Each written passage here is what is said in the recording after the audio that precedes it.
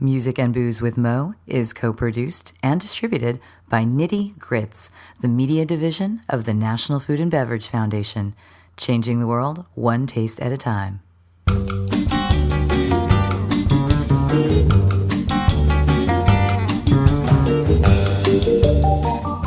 Welcome to Music and Booze with Mo. I'm Mo Herms, and I've worked in the music industry most of my life, so have met some pretty amazing musicians over the years. I also love a good cocktail, and I've encountered some really interesting bartenders as well. It seems that there's a lot of crossover, so when I can, I like to talk to musicians and bartenders about music and booze. Join us at the bar, won't you?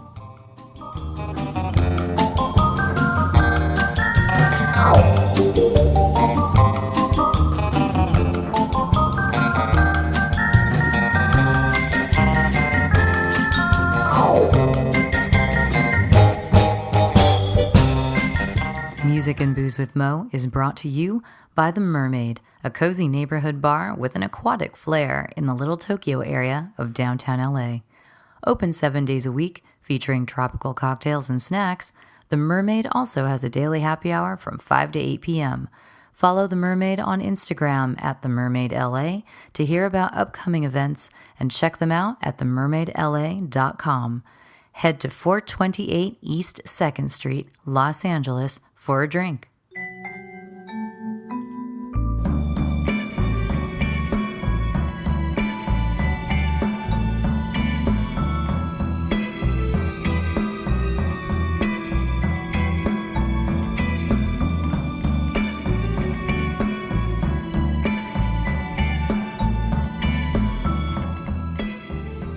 On this episode, I am joined by Matt Friedlander, who, up until recently, managed Sweetwater Social in New York. We will tell you where you can find him now. It hasn't even been that long, and already he's changed jobs, but he was at the other for quite some time.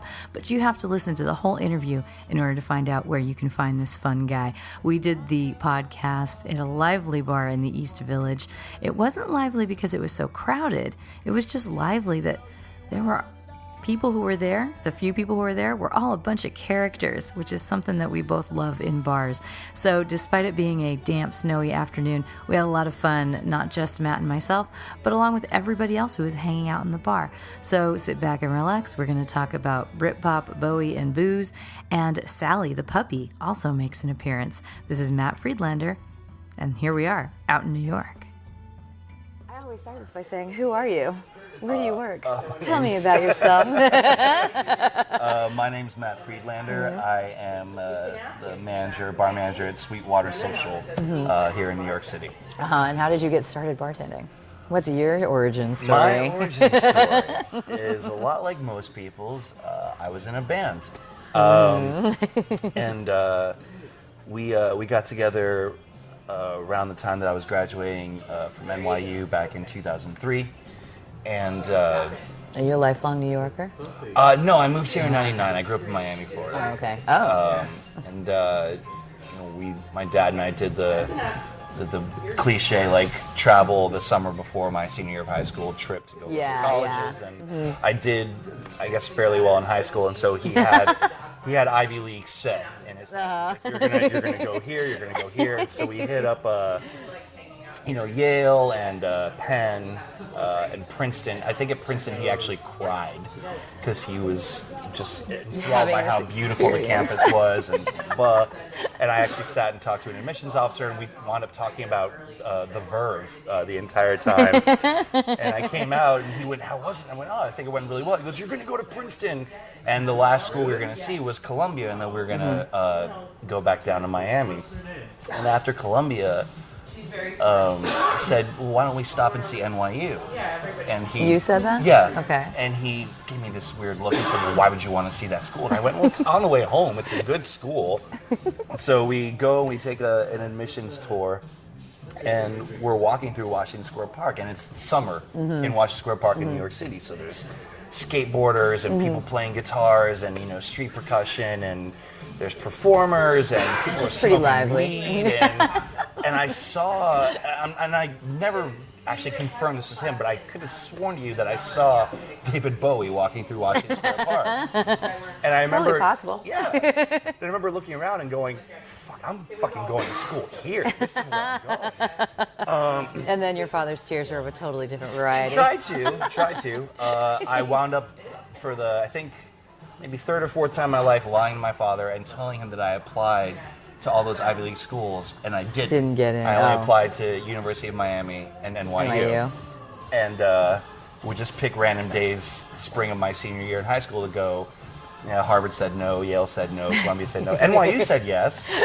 The problem that I found out right before I left Miami to come up to New York is that all those schools that I had quote unquote applied to obviously never cashed his application checks. I was gonna say. So his checking balance was not well above, but a couple of hundred or Some a few things hundred. hadn't gone through. Mm-hmm. And he asked me about it, and when you catch me in a lie, and you can ask most people about this, I'm terrible at it. So he knew right away, he goes, you never applied to those schools, did you? Well, you better fucking do something with your life. Oh. So of course I started a band. And I just see your dad's hopes and dreams just being crushed. Shattered, absolutely shattered. I was gonna go to law school and be this, high-powered attorney, and it was like, no, there's something happening in the downtown New York City music scene. I kind of want to be a part of it. So yeah, I'd always been sort of musically inclined, and I And you didn't play any instruments at this point? No, I've been playing guitar since I was 5 or 6. Okay. And then piano since I was 9 or 10. Oh wow. So I found a group of like-minded people, and obviously this was the early 2000s in New York City. So, if you were in a band and you wore the right jeans and you had a good haircut, you were going to get signed to RCA because they were grabbing everyone. They were grabbing the Strokes, and they were grabbing Longwave and Stella Star. And it was like, all right, all we got to do is play Mercury Lounge on a Thursday, and we're done. golden. We're signed. Yeah. That didn't happen. But we were together. You watched all your friends getting signed. That was like, God damn it. Whatever. They used to crash on couches just like we did. Well, I lived in Berkeley in the 90s. So Exactly. And that was my radio station. I went to UC Berkeley. I worked at the UC Berkeley radio station. And so the joke is that my storyline goes, Green Day used to sleep on our couches. Right. Because, they were like 15 or whatever. And then in the 2000s when I was working in music publishing, I worked for Warner Chappell, who signed Green Day. Right. So then they're coming in, they're seeing me. What are you doing here? I'm like, what are you doing here? Love that. Love that. It's like everybody's kind of growing up and shifting all at the same time. So, it's that weird wave. So you guys are playing your. So you got your skinny jeans. Yeah, we got our skinny jeans, and we got the right haircuts, and we're writing the songs, and we're playing in New York City, and we start doing fairly well. We're getting label attention, and we've got great management, and at that point, a lot of, I think, the music scene was for bands that hadn't been signed yet was really pushed by this group of bloggers that were around. Yeah. And they really liked us, and we did well. Which band was this? What's up? And what was this band? Oh, I was the band was called the Go Station. This was Go Station. Yeah. Mm-hmm. And we were doing okay, but not well enough where I could just live off of that. Yeah. I'm just like, all right, well, I need to find a way to make money. And I'd waited tables in high school, like I think a lot of people did. So it's like, all right, well, I'll just find a restaurant gig and do that. So I started working in restaurants. The first two were Blue Smoke, which is a Danny Meyer's barbecue restaurant, and Le Cole, which was the restaurant for the French Culinary Institute. And I was serving tables, which was fine. I was making good money. Yeah.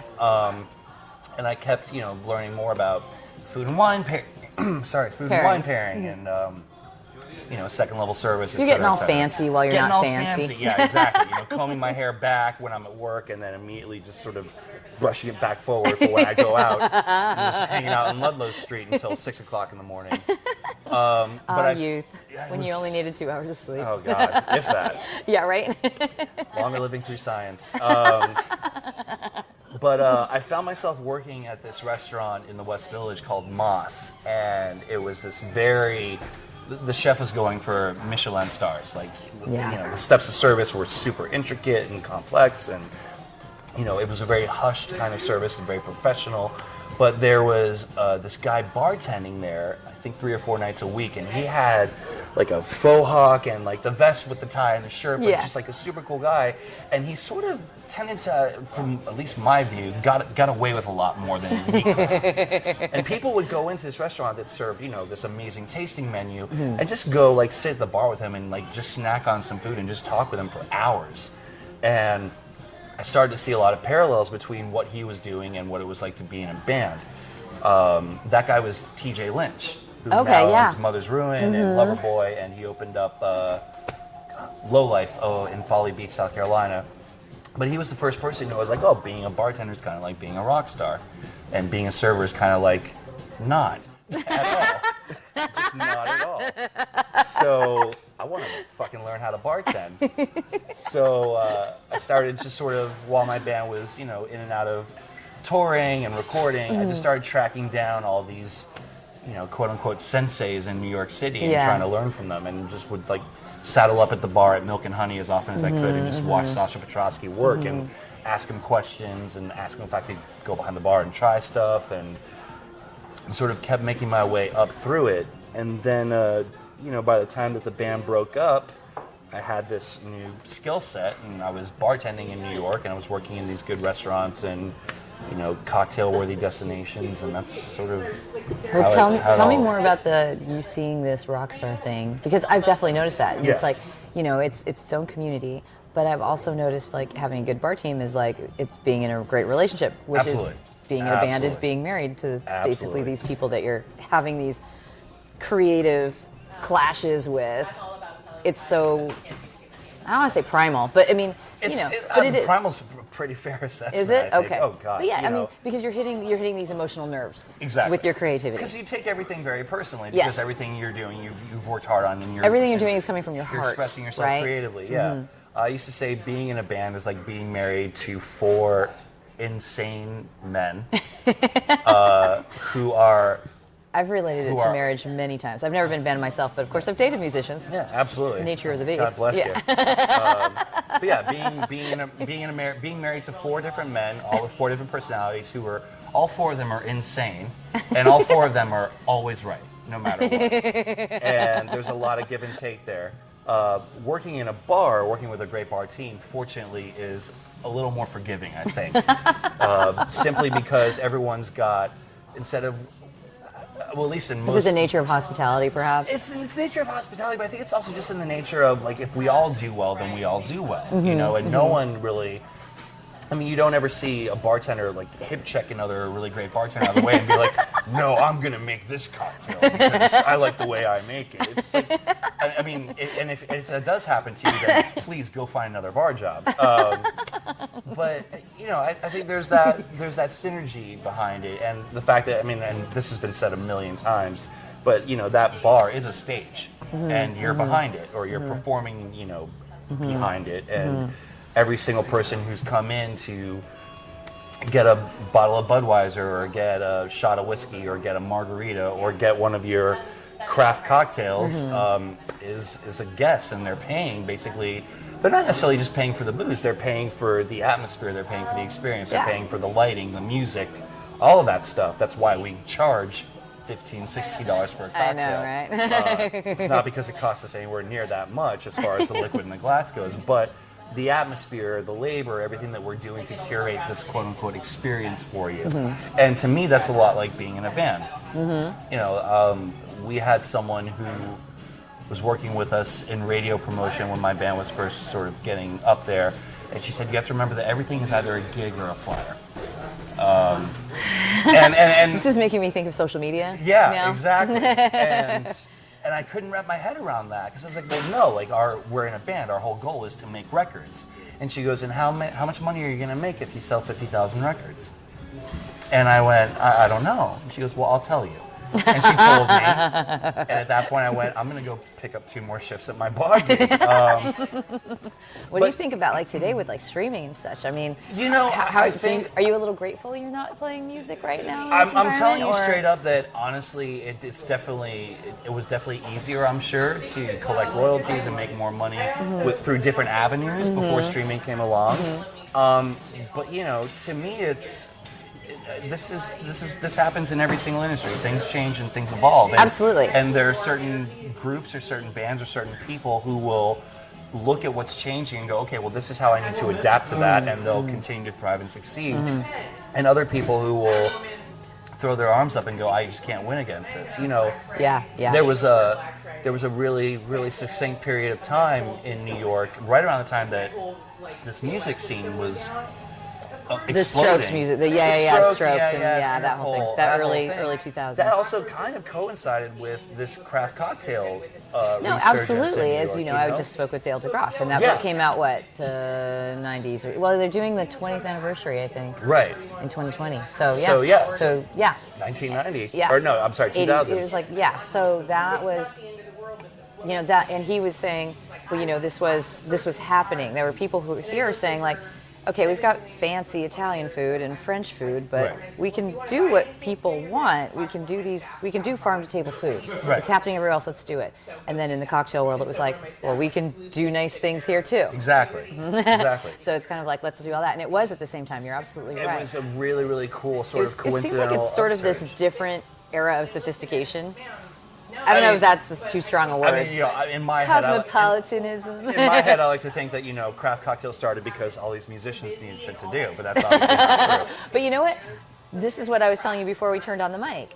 There's this link. There's this creativity that's out there, and I think musicians, chefs. This is a certain kind of, shall I say, sensual. It's a very. It's a very, like, what is the word I'm looking for? It's an art form. Yeah, it's art, but it's more of a you can taste it, you can feel it, you can smell it, you can touch it, you can sing to it. Existential, expressionist, release, and creative.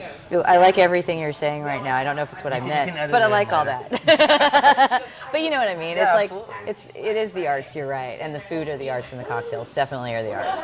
But if you think about, to draw like a very, very thin analogy to streaming.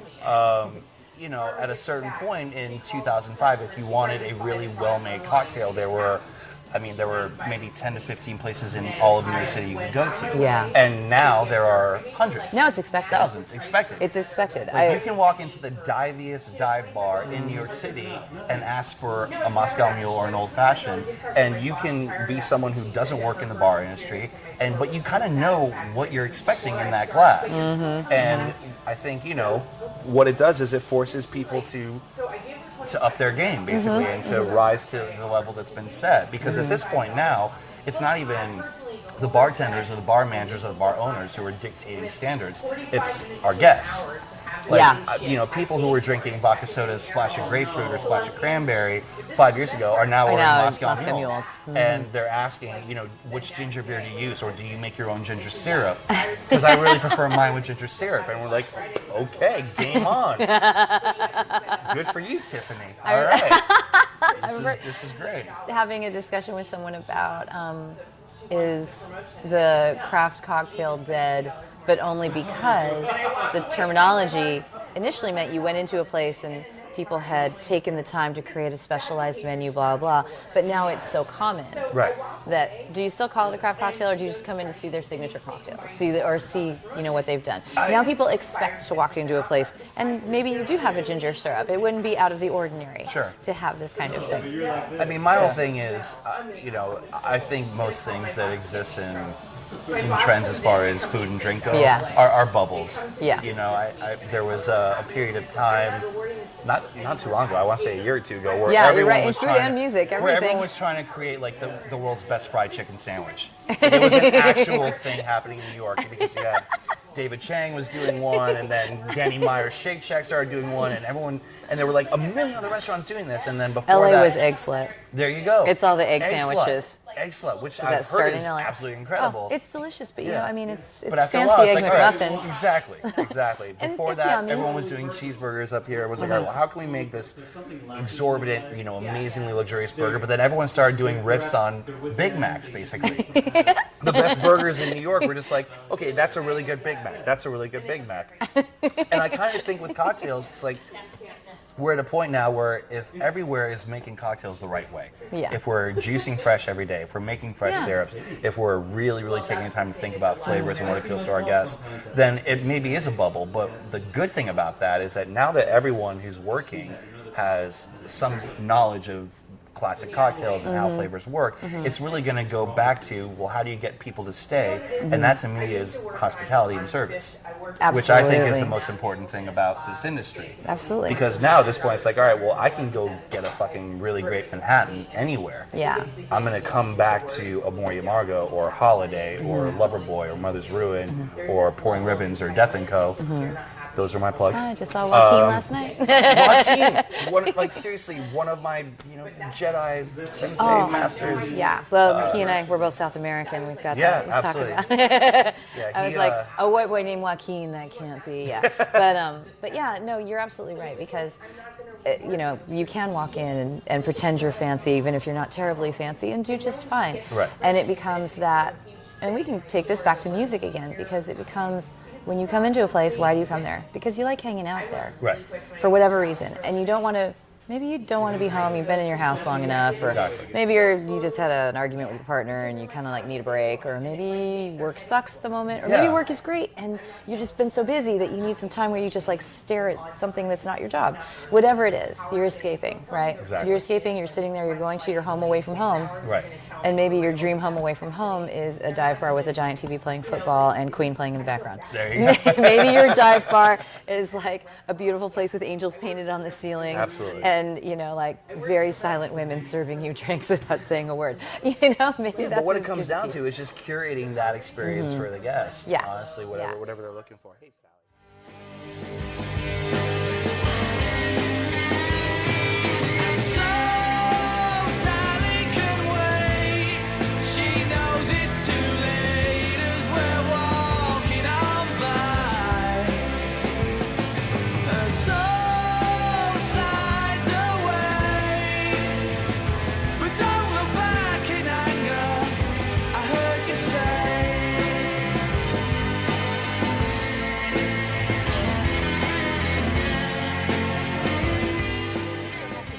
You played music, but one thing that makes me giggle about you is I think you're obsessed with Oasis. I used... Or are you obsessed with talking about Oasis? I mean, it's. Are you intrigued by the Gallagher brothers? I'm intrigued by their eyebrows. They're the Davies of our generation. It's funny. Back in the day, they had the Kinks. Now we have Oasis. It's extremely talented brothers that like want to murder each other. Exactly. The Black Crowes kind of had it too, and I never got it quite as violent a vibe from the Black Crowes. No, because I think just because no one was watching. And to be fair, burn. Yeah, small bird. Depends who you ask. But yeah, tell me about the Gallagher's. Yeah, so Oasis. I was in. It was a joke of a band. It was me and another guy playing. We were both playing guitar. And at this point, this was early '90s. I was a teenager, and I was really into Nirvana and Pearl Jam and Stone Temple Pilots. Yeah, and, like everybody in the early '90s. Yeah. In the early 90s. And he sang in the choir at my high school and my junior high, and he goes, "Have you ever heard this song called Wonderwall?" And I went, "I've seen that video on like MTV or VH1." Yeah. And he goes, "What do you think?" And I go, "It's a catchy song." And I go, "But I've never seen an uglier band on TV in my entire life." And I go, the only good-looking guy in that band is the singer, and only when he has his sunglasses on. And I was like, I just don't get it. And to this day, whenever Wonderwall comes on in any bar anywhere in the world, if a friend of mine's there, they will immediately start videoing it and sending it to me or posting it on Facebook and tagging me and going, "Matt Friedlander, Wonderwall's playing." I'm like, I really don't fucking love that song. It's one of those things. But that same friend of mine played "Don't Look Back in Anger" for me off of I love that song. That second album, Yeah. What Story More in Glory. And I had never heard anything like that. I'd heard bits and pieces of that from John Lennon's Imagine and David Bowie, All the Young Dudes. But he'd done something, which most people, basically accuse him, which they continue to accuse him of just like musical plagiarism. Yeah. But he had, done this sort of like Mr. Potato Head kind of thing where he was like, I'm going to take the intro from Imagine and I'm going to throw in the chorus from David Bowie's All the Young Dudes, but I'm going to tweak it a little bit this way. It's just a great song. And to this day, it's still my favorite song of all time. So at that point, I started really researching Oasis, and I bought their first album, Definitely Maybe, and that was just so gritty and raw and rock and roll, and not in an American way because they were British. They're British. It's just a different kind of thing. Yeah. But like, there was all this sustained feedback and these really crunchy, distorted guitars, and it was like, well, it's kind of like what I've been listening to in the vein of Pearl Jam and Nirvana and Stone Temple Pilots.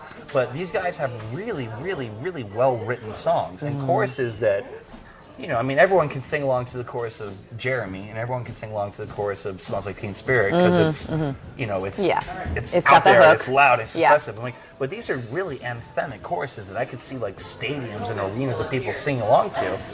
And we're thinking, those are the kind of songs I want to write. Yeah. But this is when you were still in a band. I No, that was 90s. I was they were a Britpops. teenager. This is Yeah. when you were a teenager. I was a And your teenager. band was in the 90s. My band, yeah. I'm so- sorry, in the aughts. In the aughts. But that's at that point I had sort of put my guitar like in the corner, and at that point I started picking up again. I'm going to start trying to write songs, and I mean, every single song that I wrote in my teens sounded like an Oasis B-side. It was embarrassing.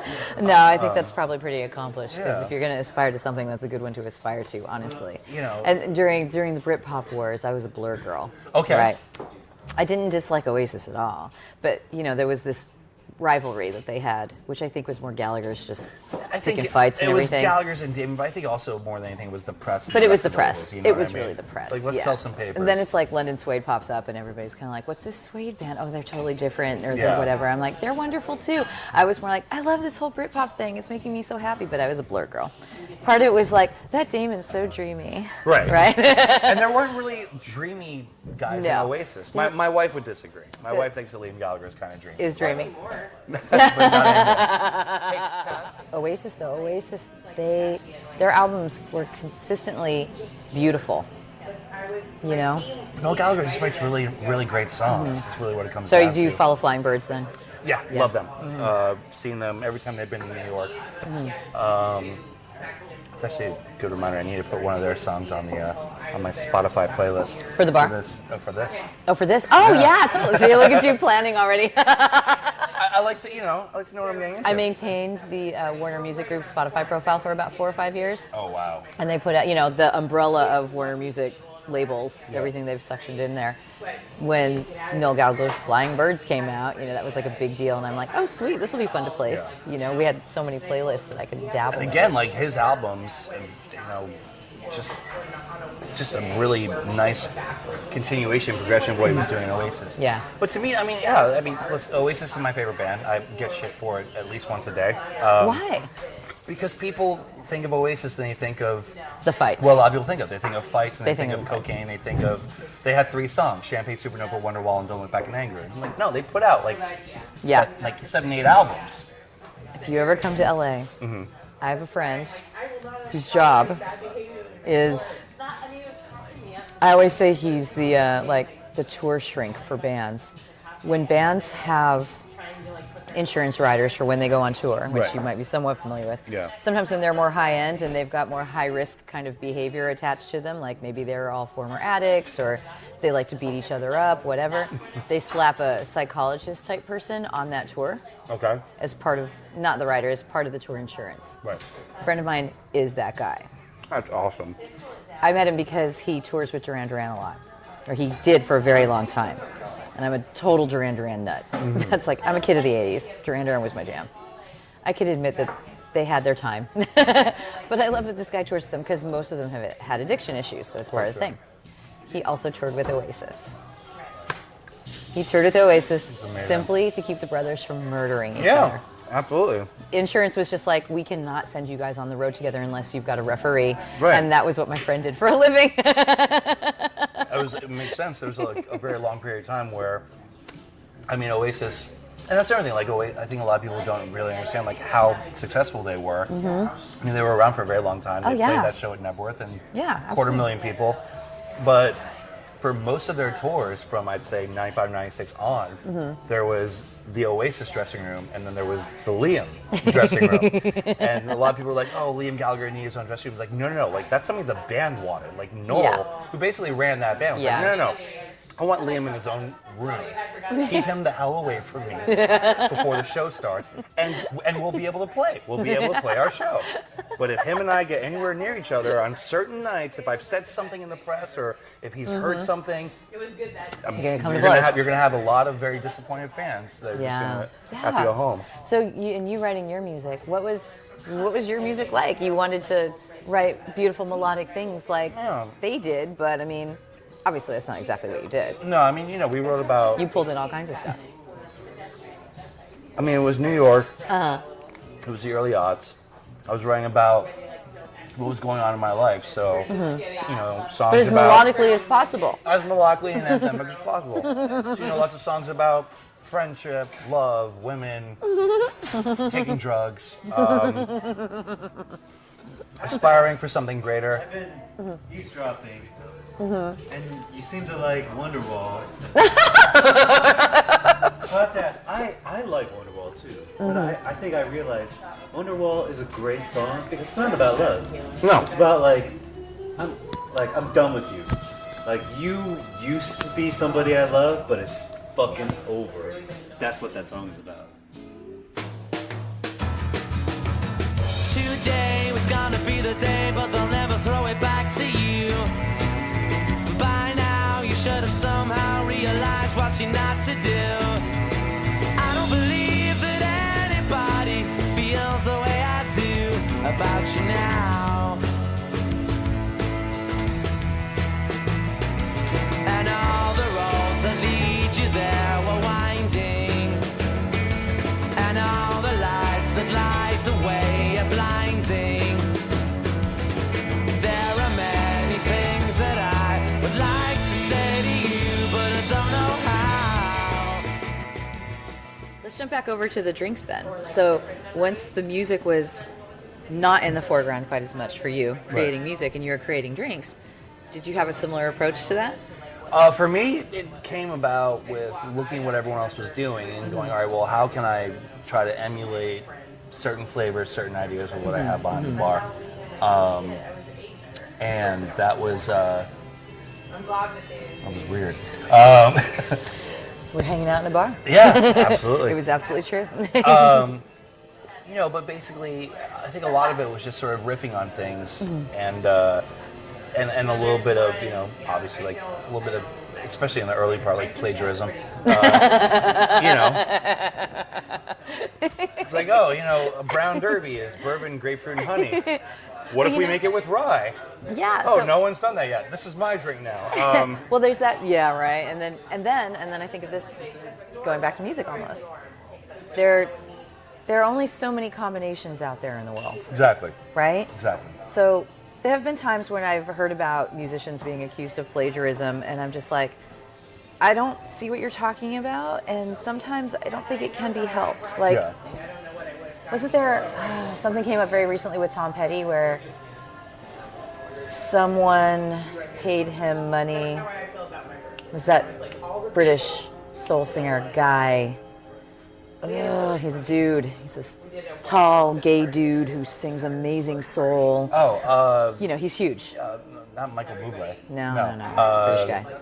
I can't believe it. This is another me having had a drink too early in the day and forgetting this Exactly. stuff. Massively famous, and I'm completely forgetting. But anyway, he wrote a song that became something like that.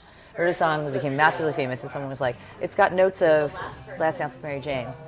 Okay. Someone said this to him, and he's like, I guess I can kind of hear that. I didn't intend that, but I loved that Tom Petty album. So he just preemptively went, hey, Tom Petty, I'm going to cut you in on the royalties because I didn't mean to steal this from you, but evidently I did a little bit. And Tom Petty's like, well, you don't need to do that, but okay, I'll take the money. And that was one of those instances where I thought, you know what, there's only so much you could write sometimes. Exactly. And I think of this as cocktails. There's only so much you can do. Right. So, if I have friends who create a cocktail and they're like, oh, that cocktail was on this menu. They stole it from me. And I'm like, really? Does this person know who you are? There was a cocktail I came up with, I want to say 4 or 5 years ago. And it's just it's a gin and Strega split base with fresh cucumber juice, lime juice, and honey. Okay. And I call it the hashtag holy fuck. And I came up with this drink honestly because we had Strega in the bar I was working in, and I was like, I want to get rid of this. I want to get rid of this. And one of our chefs had just made like some sort of cucumber water for an oyster dish or something. I was like, oh, can I try this cucumber water in this thing? Because I wanted something that was, Strega is this very, like, not viscous, but like it's a very intense flavored thing. I wanted to sort of cut it and thin it out. And I came up with this drink, and it was one of those things where it took, 2 or 3 attempts. It was like, this is a perfect cocktail.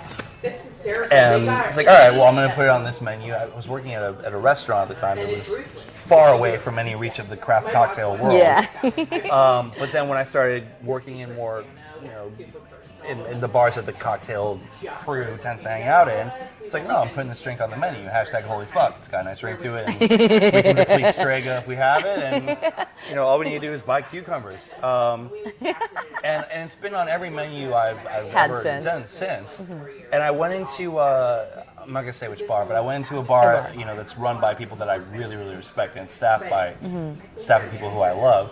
And I was flipping through their menu. I'm like, oh, they have a drink with Strega and gin and cucumber in it, but not lime and not honey. And I went, I kind of wonder where they came up with that. And I know for a fact that no one who works at that bar was like, let's fucking steal Matt Friedlander's holy fuck recipe and Mr. Potato Head it. Because they're all like, fuck Matt Friedlander. Like, what the fuck does he know? We work at this bar. We're incredible. But it's one of those things where... And gin and cucumber do go nice together. Gin and cucumber go really well together. And Strega adds this nice little, sweetened and also herbal balance to it. And I asked the bartender working that night, who was one of the bartenders I didn't know who works at that bar. I was like, where'd this cocktail come from? And she went, oh, so-and-so brought it in, and we tweaked it a little bit, and it just works really, really well. And I went, okay, and that was the end of it. Because to me, it's like, well, yeah, I mean, some of the best songs in the world are just 3 homages. chords. 3 chords, Because sometimes that's all you need. So they're cousins. They're cousins. Yeah. So I've got a cousin on the cocktail menu at this really at this great bar bar that you really love. At this really great bar that I love. I can relate to them because you also have to go downstairs in order to get into this bar. and I'm just going to leave it at that. And there you go. and the woman who runs it is amazing. There you go. And yeah, it's kind of like, I think if it was an intentional plagiarism, you get the sense of it pretty quickly. Exactly. Exactly. In terms of all that and to be fair, honestly, their drink, like the cocktail that they did, 10 times better than the one I came up with. It's just different. It's just different, Matt. It's just different. It's so much better. So much better. Everything about it, to the point where I was like, you know what? My #holy fuck, not so impressive anymore. This cocktail really, really works. Well, Sally has just rejoined us, and I think maybe we should wrap it up because it's been like a little while. But thank you so much for talking to me about music and booze. Absolutely. I'm sorry, now we're all like fiddling with Sally. Hi, Sally. I wish you could speak to us on the microphone because it would be the cutest thing ever. Who's your favorite band, Sally? Who's your favorite band? She's like, ISIS. Actually, no. Sally's favorites are, she loves Fleetwood Mac. Oh. And anything Stevie Nicks. Is it? Soundgarden, she loves. Really? Trace, what else does Sally love? Fleetwood Mac, Stevie Nicks, Soundgarden. Chris Cornell. She's a Chris Cornell and Stevie Nicks gal. No, I had a cat that loved the Cocktail Twins. She doesn't like She doesn't like her own song? She doesn't. And Mommy's kind of over it, too. Well, we're wrapping it up, so if Sally could say goodbye, I'd have her say goodbye. But so, Matt, tell everybody how they can find you, what they should be listening to, whatever kind of things you need to pimp out. Honestly, I'd love for people to tell me what to listen to right now because I have no idea what music is. He was totally behind on the Taylor Swift thing. Really? I'll tell you. Actually, this is a great thing. story. Your wife and I were teenage girls once, so we never lose that. This is a great story. It's actually a great story to wrap with. Pop music wouldn't exist without teenage girls. Because boys only listen to it because they want to have something to talk to the teenage girls about. Totally. So usually, 100%. usually at my bar when I'm in charge of the music, which is rare now because my staff has completely formed a mutiny. But I usually put on stuff that you'll likely hear on any playlist that I have in my Spotify. But there was one night that I was just playing this. It was just like a generic shuffle mix of like Spotify stuff that's like hip right now. And I'm sitting at the bar and I'm talking with a friend of mine. And this. And this song comes on, and I'm listening to it, and obviously there's a lot of people in the bar, so everyone's talking, so I can't really hear what it is. Jesus Christ, Trickett. The heckling is good in this amazing. place. We love the holiday cocktail. No. I mean, I wanted to record this here because I knew it would be quiet on a Sunday. Yeah, So yeah.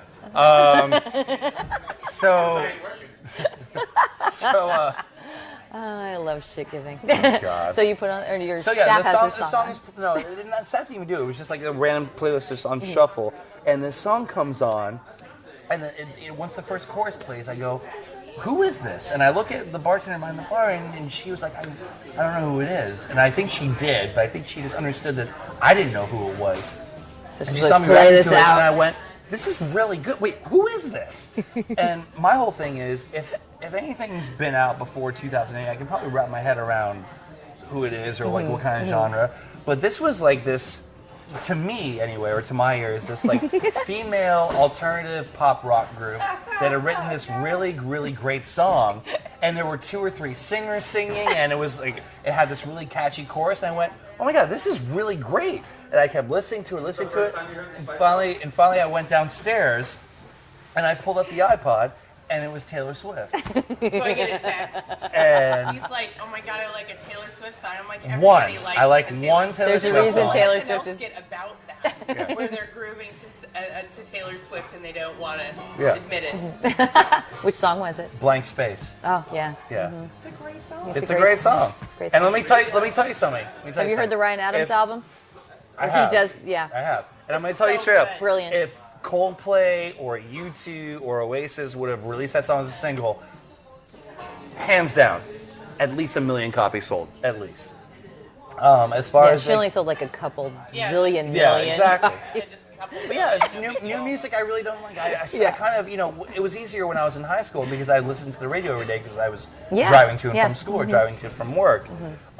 It's more of an effort these Yeah, days. but since the band broke up in 2008, I don't know anything new. So I'll put my playlist on at work, and then my staff will come up to me and go, dude, no one likes this stuff. And I go, what are you talking about? This is Bruce Springsteen. This is the Wallflowers. This is, this is this and this. And I go, yeah, no one in here knows who these bands are. Like, no one. Can we please put on Migos? And I go, what is Migos? Like, all right, well, can we put on your fucking education. Yeah. But yeah, they come in, they put playlists on, and sure enough, like they'll put playlists on, and everyone's like, Everyone oh starts yeah, I jamming. like this. I'm just looking, going, okay, well, I'm 37 now, and people in my bar are not. So, Well, when you put your playlist together, you're going to remind people about lovely things from our past. it'll be chock full. So they can find you at Sweetwater Social. Sweetwater Social. My puppy has an Instagram. I don't. Really? But if you want to follow I'm Sally, totally going to follow Sally. if you want to follow Sally, she's on Instagram. Her handle is sally.puppy. Sally.puppy. Well, that's perfect. And then I'm on Facebook, but just swing by Sweetwater Social, Yeah. tell them I sent you, Yeah. or tell me that I sent you, as Souther would say. And And then you were good to go. yeah. Awesome. Thank you so much. I Thank so you. appreciate it. Cherry lips, crystal skies. I could show you incredible things. Stolen kisses, pretty lies. You're the king, baby. I'm your queen. Find out what you want. Be that girl for a month. Wait, the worst is yet to come.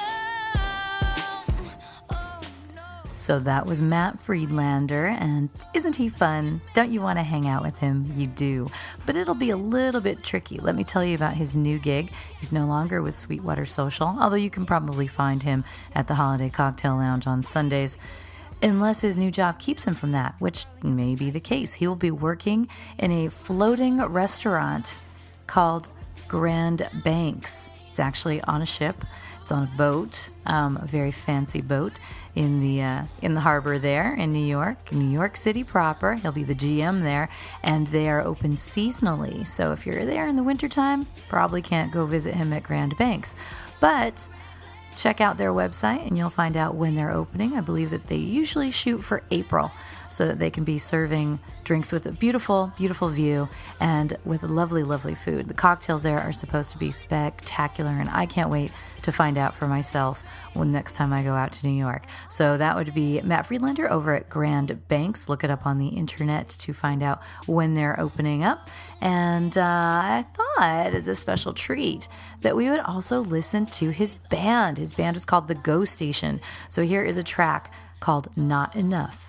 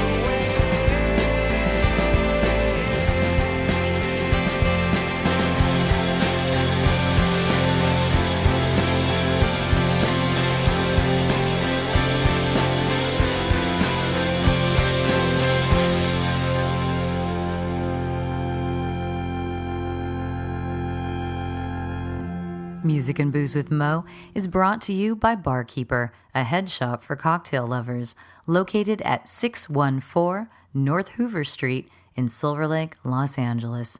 Stop by for barware, vintage glassware, a carefully curated collection of spirits, and one of the most impressive selections of bitters anywhere. Follow them on Instagram and Facebook for information regarding spirits tastings. That's barkeepersilverlake.com, and also in the Virgil Village neighborhood of Silver Lake, Los Angeles. Thanks for tuning in to our barroom chats on Music and Booze with Mo.